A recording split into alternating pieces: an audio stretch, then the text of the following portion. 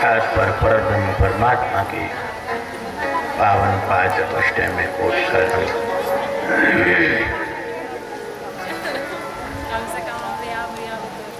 सभी हमारे भगवत स्वरूप संत वृंद विद्वत वृंद एवं आत्मस्वरूप श्रोता महान भावों भक्तिमती माताओं,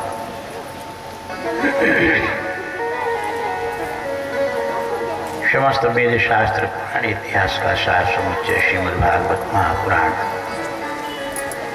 इसकी पावन गाथा आप लोग 6 दिनों से परिश्रवण करते आ रहे हैं।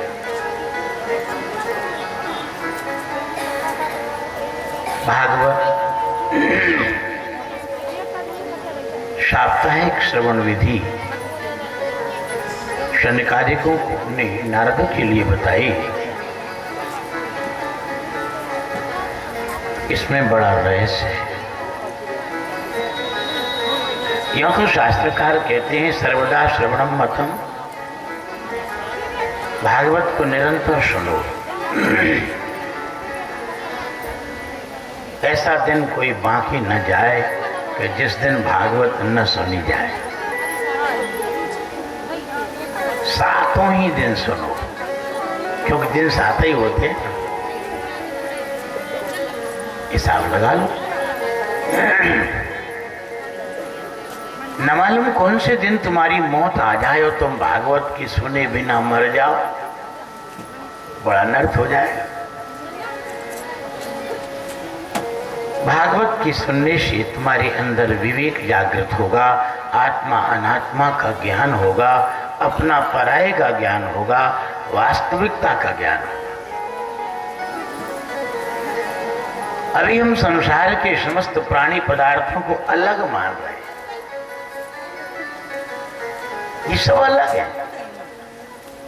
अपनापन केवल अपनों से है, वो भी अलग है। पत्नी को अपना मानते हो तो पत्नी भी आपकी निद्रा काल में अलग हो जाए। बेटे को अपना पैदा मानते हो, किंतु बेटे का शरीर तो तुम अलग मान रहे हो। जगत में जितने पदार्थ हैं, जितने प्राणी हैं, इन सब में भेद बुद्धि हुई है, ये अज्ञान के कारण। जैसे एक समुद्र में अनेक लहरें, एक लहर दूसरी लहर से टकरावे, लहर चिल्लावे, मैं अलग हूं। कितनी बेवकूफ है वो लहर। लहर का प्राकट्य स्थल भी समुद्र ही है और समुद्र में ही उसको समाना। समुद्र न होता तो लहर उठ पाती। जैसे विशाल समुद्र में लहर वायु के कारण उठती हैं, ऐसे ही अनंत परमात्मा में माया के कारण जीव रूपी लहरें प्रकट हुई। अलग अलग अपने को मानने के कारण हम अनेक जन्मों से जन्म मृत्यु को प्राप्त होते आ रहे हैं।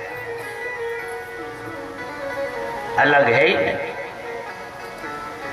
लहर उठने के बाद कहां जाएगी, कहां मिलेगी? अरे जहां से उठी है उसी में तो मिलेगी। लहर के रूप में भी लहर पानी की ही तो बनी है। पानी के अलावा लहर में और कुछ है भी तो नहीं। जैसे समुद्र में अनंत छोटी बड़ी लहरें हैं, ऐसे ही अनंत ब्रह्मांडों में अनंत छोटे बड़े जीव ये परमात्मा के रूप में। भागवत आत्म स्वरूप का बोध कराता है। माया के परवश होने के कारण ये जीव अपने को अल्पज्ञ मानने लगा, अनेक बाला मानने लगा है। ये माया का कमाल है, एक होकर के भी अनेक मान बैठना। परबस जीव स्वबस भगवंता और जीव अनेक एक श्रीकंता। मुदा भेद यद्यपि कृत माया और बिनु हरि जाय न कोटि उपाया। मुदा भेद, आपने रामायण पढ़ी है? जीव परवश है, किंतु परमात्मा सर्वतंत्र स्वतंत्र है। जीव अनेक है लहरों के समान, परमात्मा एक है। किंतु ये अनेकता का भेद कैसे हुआ है? ये अनेकता का भेद माया के कारण, एक में अनेकता का भेद। किंतु ये भेद अज्ञान, ये बिना परमात्मा की कृपा के बिना समाप्त होता नहीं। इसलिए जीव को निरंतर देह भाव में नहीं रहना। हमारे तीन भाव हैं, आज स्पष्ट बता रहे हैं, ये भागवत का सार है। एक देह भाव है, मैं शरीर हूं, ये माया के कारण फल कल्पित है, तुम देह नहीं हो। यदि देह होते, तुम्हारे अंगों पर हाथ रख के तुमसे प्रश्न करते हैं तो तुम यही जवाब देते हो, ये मेरा सिर, मेरी आंख, मेरा हाथ, मेरा पांव, मेरा मन, मेरी बुद्धि, मेरा चित्त, मेरी पत्नी, मेरा बेटा, मेरा खेत, सब में मेरा मेरा लगाते हो। किंतु मेरा मैं से बहुत दूर हुआ करता है।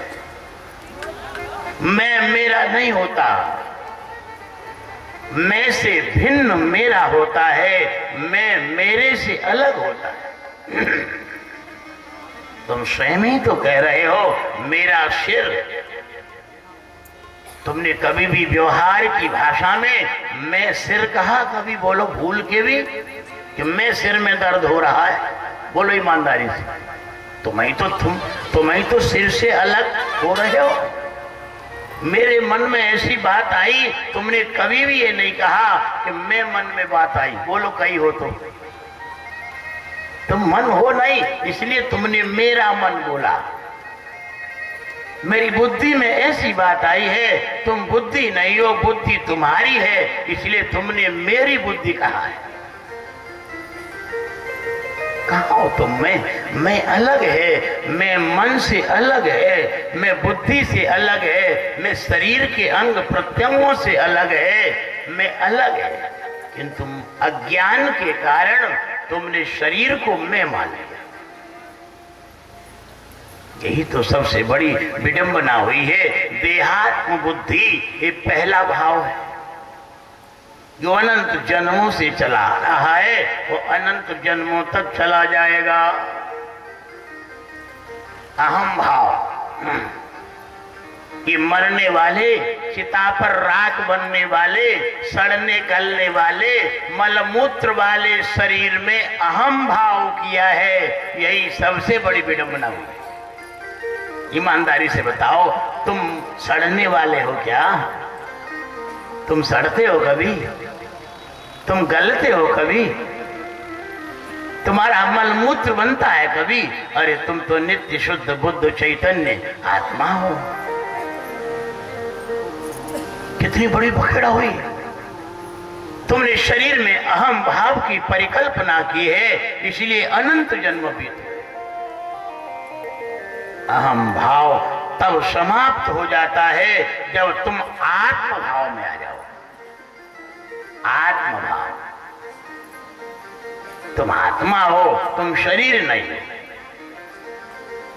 ये बात सही है, किंतु आत्म भाव भी लहरों के समान अलग अलग मानते हैं लोग। किंतु आत्म भाव तब नष्ट होता है जब तुम परमात्मा भाव में आ जाओ। परमात्मा भाव यथार्थ भाव है, जब तुम्हारी चैतन्य आत्मा का सर्वत्र सर्वात्म भाव में दर्शन होने लग जाएगा। तुम्हारी चैतन्य आत्मा तुमको सब में दिखने लग जाएगी, तब तुम समझो पूरे हो जाओगे। नदी का पानी गंगा का, यदि गंगा की धार से कट जाए, कुंडा बन जाए,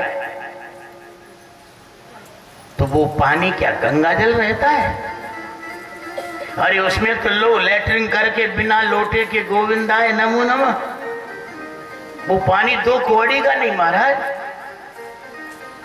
गोस्वामी तुलसीदास जी ने लिखा, धार कृत जल बार नि जाना, होते कर संत करे नहीं पाना। जो धारा से विलग हो गया, धारा से कट गया जो जल कुंडा के रूप में बन गया, वो गंगा जल नर्मदा जल नहीं है, वो तो मदिरा के समान है। संत जन उसका सेवन नहीं करते। बात सही के गलत? बोलो। बस जैसे गंगा जल धार से कट जाए, ऐसे ही नर्मदा जल धार से कट जाए, ऐसे ही तुम्हारी चैतन्य आत्मा परमात्मा से कट गई।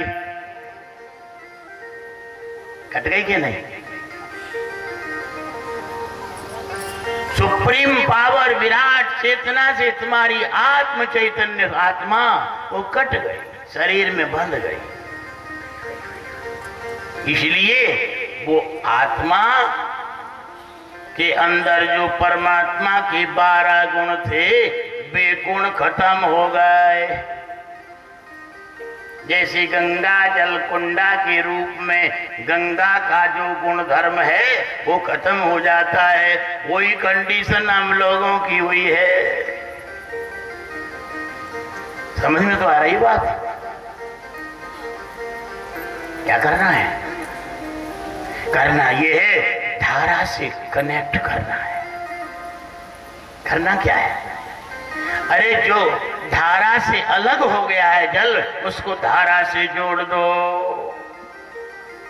वही गंगा के गुणधर्म, वही नर्मदा के गुणधर्म एकदम एक झटके में आ जाएंगे, उसमें विलंब नहीं होगा।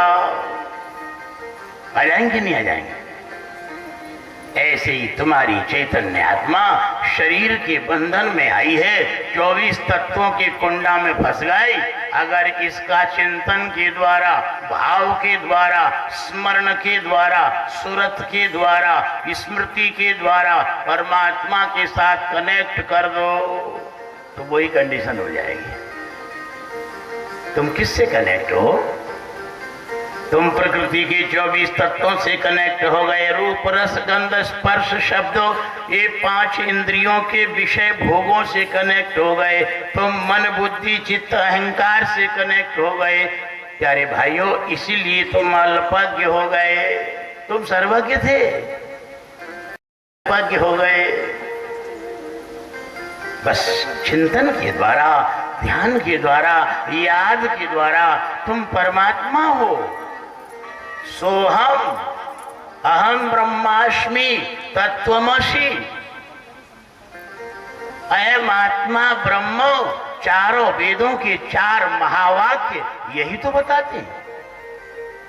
जब चौथे आश्रम में तुम प्रवेश करोगे, अर्थात गृहस्थ के बाद वानप्रस्थ, और वानप्रस्थ के बाद जब संन्यास आश्रम में जाओगे, तो तुम्हारा योग्य अनुभवी जो गुरु है वो यही तो सिखाएगा वेदों के महावाक्यों के द्वारा। सोहम तत्त्वमसि, तत्त्वमसि, तत् माने वह परमात्मा, तुम ही हो। अहम ब्रह्मास्मि, तत्सर्वम खल्विदम ब्रह्म। ये महावाक्यों के द्वारा तुमको बोध कराया जाता है। तुमने जगत के, झूठे जगत के चिंतन से अपनी चैतन्य आत्मा को परमात्मा से अलग थलग कर दिया, और दीर्घ काल तक शत्रु निरंतर दीर्घ काल सत्कारा सेवित दृढ़ पृष्ठभूमि ही, दीर्घ काल तक इस अहम ब्रह्मास्मि भाव में, तत्वमसि भाव में तुम परिनिष्ठित रहोगे, तो प्यारे तुम्हारा जो अल्पज्ञता है, तुम्हारी जो अधूरापन है, वो समाप्त हो जाएगा।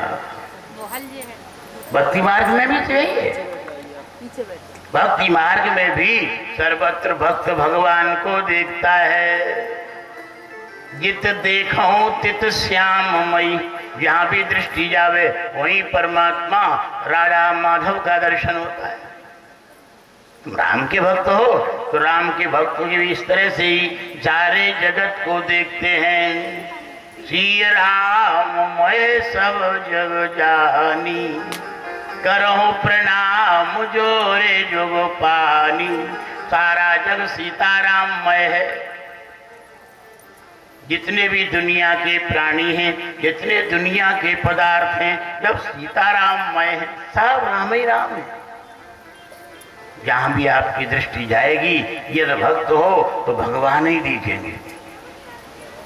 भक्त को सर्वत्र भगवान का दर्शन होता है। यही भक्ति का यथार्थ दर्शन है। जिसको सर्वत्र भगवान नहीं दिखते हैं, सारे प्राणियों में भगवान नहीं दिखते हैं, वो भक्ति भक्ति नहीं है, वो भक्ति केवल ढकोसला है। ध्यान देना, वो दिखावा है, वो प्रदर्शन है, वो दंभ है, वो पाखंड है। भक्ति का यथार्थ दर्शन यही है, यो माम सर्वेषु भूतेषु शान्तमात्मानमीश्वरं हित्वार्चां भजते मौढ्यात् भस्मन्नेव ज्योतिषः।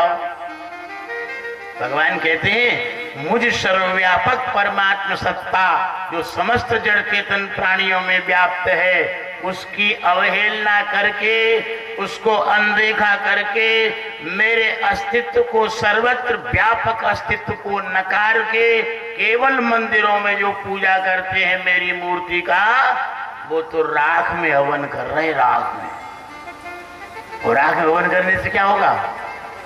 कोई फल मिलेगा?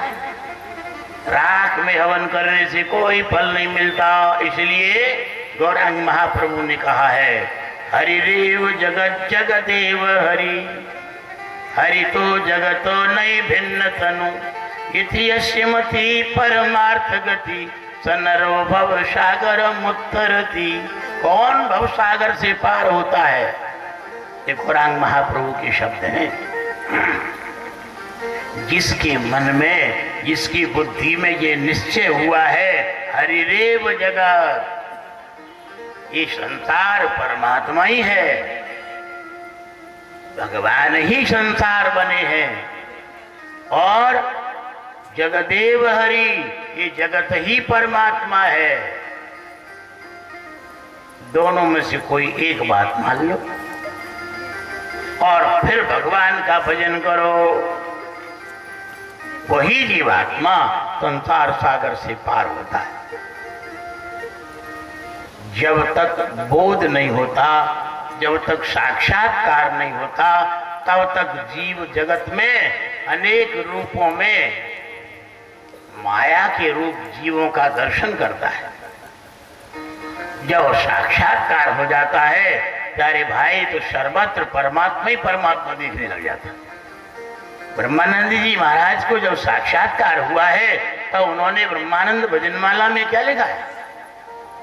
नजरों से देख प्यारे, अरे नजरों से देख, नजरों से देख प्यारे, यह क्या दिखा रहा है? सब चीज सब जगह में ईश्वर समा रहा है। कहीं नर बना है नारी, कहीं देव दैत्य भारी, कहीं पशु पक्षी रूप धारी बन बन के आ रहा है। नजरों से देख प्यारे, यह क्या दिखा रहा है? सब चीज सब जगह में ईश्वर समा रहा। सर्वत्र भगवत दर्शन, समस्त शरीरों के अंदर परमात्मा ईश्वरो जीव कलया प्रविष्टो भगवान। सारे जीवों के अंदर कला रूप से परमात्मा प्रवेश करे। यही यथार्थ दर्शन है भागवत का। संपूर्ण जगत परमात्मा है। भगवान की मंगलमयी लीलाएं अनेक दैत्यों का संहार करके परमात्मा उनका उद्धार करते। अनंत जन्मों से जो जीवात्मा साप बस भटक रहे थे, उन सब का भगवान ने उद्धार किया है। भगवान मार से भी पार करते हैं, भगवान प्यार से भी पार करते हैं। जो प्यार से पार नहीं होता, उसको मार से पार करते। हाँ, जो शास्त्र की बात नहीं मानता, उसको परमात्मा शस्त्र से मनवाते। शास्त्र की बात मान लो तो भगवान को शस्त्र नहीं उठाना पड़े। भगवान के हाथ से जब शरीर छूटता है किसी भी व्यक्ति का तो उस व्यक्ति का मोक्ष होता है, कल्याण होता है। राम जी ने राक्षसों को मारा और राक्षसों ने बंदर भालुओं को मारा। आपने रामायण पढ़ी है? तो बंदर भालू भी मरे, बहुत से, हजारों, लाखों, करोड़ों। जब इंद्रदेव स्तुति करने आए, लंका पर पूरी विजय हुई, तो भगवान से प्रार्थना करने लग गए, बोले महाराज हमारे लिए कोई सेवा का अवसर प्रदान करो। भगवान बोले तुम सेवा करोगे? बोले हाँ करेंगे। बोले हमारे प्यारे भक्त बंदर भालू ये मारे गए थे ये सम्रांगण में, इनको तुम जिंदा कर दो। कैसे? बोले अमृत बरसाओ। इंद्र ने सेवा का आग्रह किया है तो परमात्मा ने बंदर भालुओं को जिंदा करने के लिए अमृत बरसवाया। इंद्र ने स्वीकार कर लिया। इंद्र स्वर्ग का अमृत लेके आया और उसने सम्रांगण में अमृत बरसाया। सारे भालू और बंदर जिंदा हो गए, भगवान के चरणों में आ गए। किसी ने संशय किया, बोले महाराज जब अमृत बरसा ही था तो भालू बंदर ही थोड़े ही मरे थे, राक्षस भी मरे थे, वो क्यों नहीं जिंदा हुए? उनको भी जिंदा होना चाहिए था। अमृत ने ऐसा भेद पूर्वक कार्य क्यों किया? तो तुलसीदास जी महाराज कहने लग गए नहीं नहीं, अरे बंदर भालू तो राक्षसों ने मारे थे, राक्षसों का ध्यान करके मरे थे, किंतु राक्षस जब मरे तो रामाकार भये तिनके मन।